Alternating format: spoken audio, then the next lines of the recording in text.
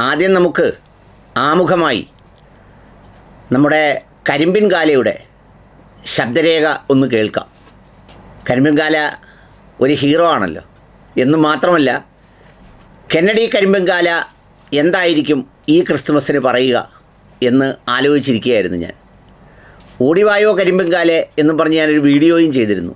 ഏതായാലും രാവിലെ എടുത്ത വീഡിയോ ആണെങ്കിലും അപ്ലോഡ് ചെയ്തപ്പോഴത്തേക്ക് കരിമ്പിൻകാല ഓടിയെത്തിയിരുന്നു. ദേ കരിമ്പിൻകാലയുടെ ഒരു വിശദീകരണം കേൾക്കാം. അതുകൊണ്ടാണ് ഇന്ത്യയിൽ കേരളം മാത്രം ഇങ്ങനെ പോകുന്നത്. എന്തുകൊണ്ടാണെന്നറിയോ? വിദ്യാഭ്യാസം ഉണ്ടായി. ഇവിടെയാണ് കൂടുതൽ ചർച്ച നടക്കുന്നത്, വാർത്ത വരുന്നതിന് കാരണം ഇന്ത്യയിലെ ഏറ്റവും കൂടുതൽ ക്രിസ്ത്യാനികളുള്ള സംസ്ഥാനമാണ് കേരളം. അതുകൊണ്ടായിരിക്കും. ഇവിടെയാണ് വിദ്യാഭ്യാസം ഉള്ളവരും പത്രം കാണുന്നവരും ടി വി കാണുന്നവരും ഉള്ളത്. ശരി ശരി കെന്നഡി പറയൂ. അല്ല, അത് ആ പറഞ്ഞത് വളരെ തെറ്റാണ്. കാരണം ബാക്കിയുള്ള സ്റ്റേറ്റിലെ ക്രിസ്ത്യാനികള് മണ്ടന്മാരാണെന്നും വിഡ്ഢികളാണെന്നും ഒക്കെ അവിടെ നിന്ന് റിജുവിനെ പോലുള്ള ആളുകൾ പറഞ്ഞാൽ അങ്ങനെയല്ല കെന്നഡി. ആളുകൾ ചിരിക്കുകയാണ്. കെന്നഡി, കേരളത്തെ അപേക്ഷിച്ച് മറ്റ് സംസ്ഥാനങ്ങളിലെ ക്രൈസ്തവർക്ക് സ്വന്തമായ മാധ്യമങ്ങളില്ല. അവർ സാമ്പത്തികമായി മുന്നോക്കമുള്ള വിഭാഗങ്ങളല്ല. അവർക്ക് കേരളത്തെ പോലെ വിദ്യാഭ്യാസമുള്ള സ്ഥലങ്ങളല്ലാതൊന്നും. ഛത്തീസ്ഗഡ് ആവട്ടെ, മധ്യപ്രദേശ് ആവട്ടെ, യു പി ആവട്ടെ, സ്വാഭാവികമായിട്ടും ഏതാണ്ട് 20% ജനസംഖ്യയുള്ള ക്രൈസ്തവരുള്ള കേരളത്തിൽ ഇത് കൂടുതൽ ചർച്ചയാവുകയും കൂടുതൽ പ്രതിഷേധം ഉണ്ടാവുകയും കൂടുതൽ ഡിസ്കഷൻ ഉണ്ടാവുകയും ഒക്കെ ചെയ്യും. അതിൽ അസ്വസ്ഥപ്പെടുന്നത് എന്താണ് കെന്നഡി? കെന്നഡി കരിമ്പുകാല അസ്വസ്ഥപ്പെടുന്നത് കേരളം എന്താണ് ഇങ്ങനെയായി പോയതെന്നാണ്. എന്ന് വെച്ചാൽ, നല്ല അടി കിട്ടുമ്പോൾ അത് തൂത്ത് മോര് കുടിക്കുന്ന പോലെ കുടിച്ചുകൊണ്ട് വീണ്ടും അടിക്കുന്നവർക്ക് സ്തുതി പാടുകയും കെട്ടിപ്പിടിക്കുകയും അവരെ നക്കുകയും ഒക്കെ ചെയ്യുന്ന പ്രവണത കേരളത്തിൽ എന്തുകൊണ്ടാണ് ഉണ്ടാകാത്തത് എന്നാണ് ചോദിക്കുന്നത്. അതുകൊണ്ട് കേരളത്തിലെ ജനങ്ങളാകെ ഒരു മണ്ടന്മാരാണ് എന്നാണ് കരിമ്പുകാല പറയുന്നത്. എന്നിട്ട് കരിമ്പുകാല മറിച്ച് പറയുന്നത് ബാക്കിയുള്ള സ്ഥലങ്ങളിലെ ക്രിസ്ത്യാനികളൊക്കെ വിഡ്ഢികളാണ് എന്ന് പറയുന്നതിൽ വല്ല കാര്യവുമുണ്ടോ? അവരൊക്കെ മഹാബുദ്ധിമാന്മാരാണ്. എത്രത്തോളം ബുദ്ധിയെന്ന് വെച്ചാൽ കരിമ്പുകാലയുടെ അത്രയും ബുദ്ധി അവർക്കെല്ലാവർക്കും ഉണ്ടെന്നാണ് കരിമ്പുകാല പറയുന്നത്. ബാക്കിയുടെ കേട്ടോളൂ. അസ്വസ്ഥപ്പെടുകയല്ല. കാരണം അജിംസ് തന്നെ ഇപ്പൊ പറഞ്ഞു 20% കേരളത്തിൽ ക്രിസ്ത്യാനികളുണ്ടെന്ന്. 90% ഉള്ള സംസ്ഥാനങ്ങൾ ഇന്ത്യയിൽ 4-5 ഉണ്ട് അജിംസ്. അതാണ് ഇവിടെ 20% ഉള്ളൂ എന്ന് പറഞ്ഞപ്പോൾ കരിമ്പുകാല 90% ഉള്ളത് ഉണ്ടെന്നാണ് പറഞ്ഞത്. 1000-ന്റെ 20%വും 10-ന്റെ 90%വും തമ്മിലുള്ള വ്യത്യാസം കരിമ്പുകാലയ്ക്ക് അറിയാൻ വയ്യാത്തത് കൊണ്ടല്ല. അങ്ങനെ അറിയാൻ വയ്യാത്തതാണ് എന്ന് പറഞ്ഞാൽ അതിന് നമ്മൾ പണ്ട് ഉപയോഗിക്കുന്ന ബുദ്ധിമാന്യം എന്ന ഉപയോഗം പോലും അപ്രസക്തമാവും. പക്ഷേ കരിമ്പുകാലയ്ക്ക് ബുദ്ധി കൂടുതലുള്ളത് കൊണ്ടാണ് കരിമ്പുകാല ഈ 20%-ത്തെ 90% വെച്ച് ഖണ്ഡിച്ചത്. കേരളത്തിലെ എണ്ണം ഞാൻ ശതമാനം എന്ന് പറയുന്നത് 3.5 കോടിയുടെ 20% എന്നാ പറഞ്ഞത്. 10 ലക്ഷത്തിന് 90% എന്നല്ല. അതാണ് പറഞ്ഞത്. ഇനി കിടന്ന് ഉരുളാം, പറഞ്ഞിടത്ത് നിന്ന് ഉരുളാം. ഞാൻ ഉരുണ്ടു. ഞാൻ പറയുന്നത് ഏറ്റവും കൂടുതൽ എണ്ണം ക്രൈസ്തവരുള്ള സംസ്ഥാനം കേരളമാണ്. ഇനി അതിൽ നിന്ന് മാറ്റമില്ലല്ലോ. ഇനി പറയൂ, എന്തിനാണ് അങ്ങനെ അസ്വസ്ഥപ്പെടുന്നത് ചർച്ചയാവുമ്പോൾ? ഞാൻ അതിനെ എതിർക്കുന്നില്ല. അപ്പൊ അങ്ങനെ പറയുകയാണെങ്കിൽ ലോകത്ത് ഇന്തോനേഷ്യ കഴിഞ്ഞാൽ പാകിസ്ഥാൻ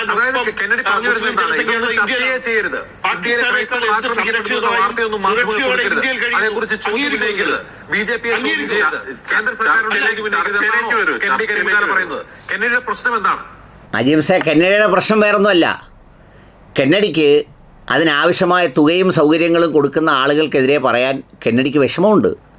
അതുകൊണ്ട് കെന്നഡി എന്താ ചെയ്യുന്നത്? മെഴുകുകയാണ്. മെഴുകുക എന്ന് പറഞ്ഞാൽ പണ്ട് കാലുവഴിയേ സാധിക്കുന്നത് പോലെ കെന്നഡി കാലുവഴിയേ സാധിച്ച് തലയിലൂടെ വാരി തേക്കുകയാണ് ചെയ്യുന്നത്.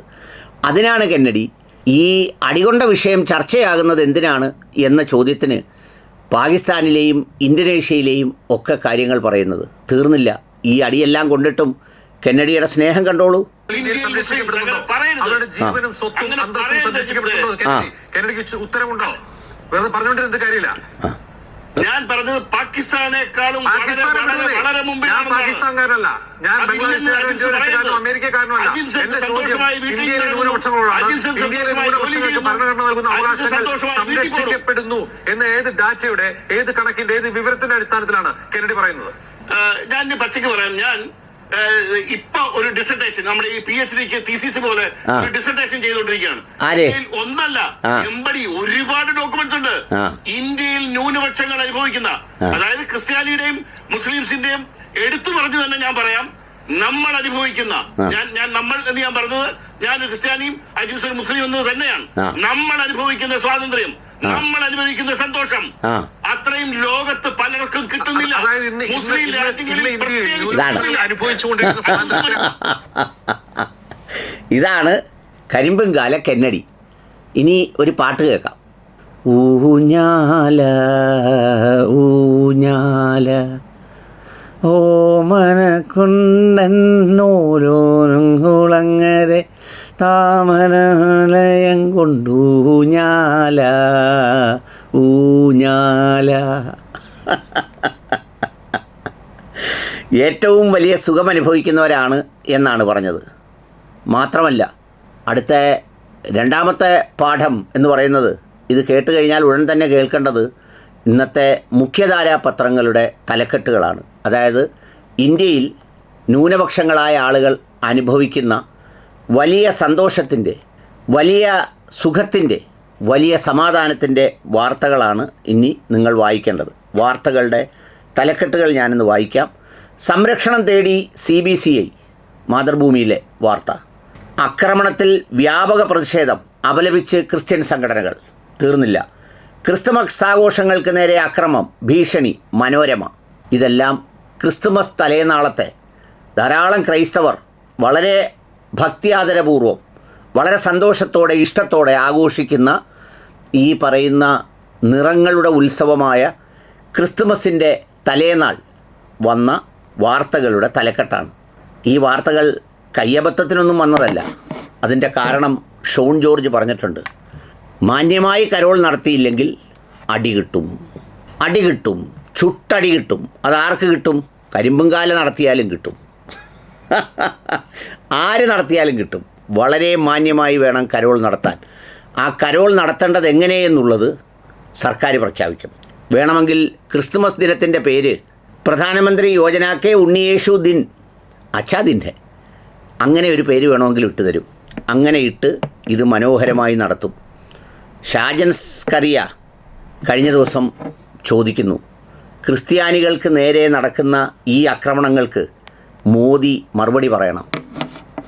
ഷാജൻ സ്കറിയയുടെ വാർത്തയുടെ തലക്കെട്ടാണ്. ഇനി ഇതെല്ലാം ചെയ്യുമ്പോഴും നമ്മുടെ കാസ ബംഗളൂരു ഒരു പോസ്റ്റ് ഇട്ടിട്ടുണ്ട്. അതാണ് അവസാനത്തെ പാഠം. അവധിയോടുകൂടി ക്രിസ്തുമസ് ആഘോഷിക്കാം. UAEയിലെ നിരവധി സ്വകാര്യ സ്ഥാപനങ്ങൾ അവധി പ്രഖ്യാപിച്ചു. എല്ലായിടവും പറയുന്നത് യവന്മാർ 50% കൂടിയാൽ നമ്മുടെ ക്രിസ്തുമസ് തകർന്നു പോവും, നമ്മളെ ഇല്ലാതാക്കും, നമ്മളെ നശിപ്പിച്ച് കളയും. കരിമ്പുംകാലം എഴുകുന്നത് മുഴുവൻ ഇന്തോനേഷ്യ, ബംഗ്ലാദേശ്, പാകിസ്ഥാൻ. കരിമ്പുംകാലേ കാലേ കരിമ്പേ.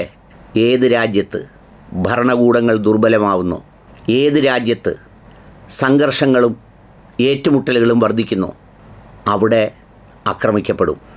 അതിൽ ഭൂരിപക്ഷം ന്യൂനപക്ഷം ആരെന്നുള്ള വിഷയമില്ല, പരസ്പരം തമ്മിൽ തല്ലും. ഓസ്ട്രേലിയയിലും യൂറോപ്പിലെ രാജ്യങ്ങളിലും അമേരിക്കയിലുമൊക്കെ ഈ സംഘർഷങ്ങൾ, വംശീയ സംഘർഷങ്ങൾ ഉണ്ടാകാത്തതിൻ്റെ കാരണം അവിടുത്തെ ഭരണകൂടങ്ങൾ മോർ ഓർ ലെസ് അവിടുത്തെ ജനങ്ങളെ സംരക്ഷിക്കുന്നതിൽ പ്രതിജ്ഞാബദ്ധമായതുകൊണ്ടാണ്. ഇവിടെ അത് തകർക്കുന്ന നിലപാട് സ്വീകരിച്ചാൽ ഇവിടെയും അടിയടക്കും. എവിടുത്തെ പോലെ അത് തകർക്കുന്ന നിലപാട് സ്വീകരിച്ചാൽ ഏത് രാജ്യവും അങ്ങനെയായിത്തീരും. അപ്പോൾ അതുകൊണ്ട് കരിമ്പുംകാലയുടെ ഡിസർട്ടേഷൻ്റെ ആ ഡേറ്റ എല്ലാം കൂടി പഠിച്ച് ഒന്ന് പുറത്തു വിടണം. കാത്തിരിക്കുക. കരിമ്പുംകാല എന്ന് പറയുന്ന മഹാവിജ്ഞാനി നടത്തിയ ഗവേഷണ പ്രവർത്തനങ്ങളുടെ ആ വിവരങ്ങൾ ഒന്ന് കാണാൻ വേണ്ടി അക്കൂട്ടത്തിലൊരു copy Catholic bishop conference of ഇന്ത്യക്കും കൊടുക്കണം, CBCIക്ക്. കാരണം അവർ റിപ്പോർട്ടുണ്ടാക്കി പുറത്തു വിടുന്നുണ്ട്.